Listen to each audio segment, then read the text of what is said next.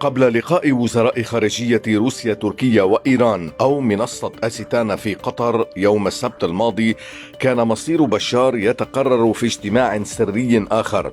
يوم الخميس السابق وفي مدينة غازي عنتاب التركية، التقى مسؤول المخابرات التركية إبراهيم كالن مع نظيريه القطري خلفان الكعبي والأمريكي ويليام بيرنز بمشاركة أجهزة أمنية عربية والمعارضة السورية. اجتماع قرر مصير بشار وسوريا كالتالي: أولا، انتقال سلمي للسلطة في دمشق يحافظ على مؤسسات الدولة. ثانيا، لا مكان للمتطرفين وارتكاباتهم بعد بشار. ثالثا، سوريا الجديدة دولة مدنية. رابعا، عودة اللاجئين السوريين بأسرع وقت إلى بلادهم. بالتزامن مع الاجتماع السري كان قد تأكد أمران: أولا، سقوط جدوى بقاء بشار لدى الملالي بعد سلسلة نكساتهم من تصفية مسؤول حرسهم إلى الضربة القاسية التي تلقاها حزبهم في لبنان، فصارت كلفة بقاء بشار عليهم أكبر من فائدته.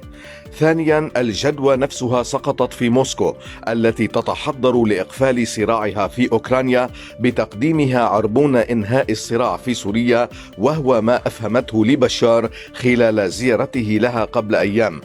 في الدوحة أكد وزير خارجية الملالي تخليهم عن الأسد، مطالبا بحماية الشيعة ومقاماتهم والعلويين في سوريا.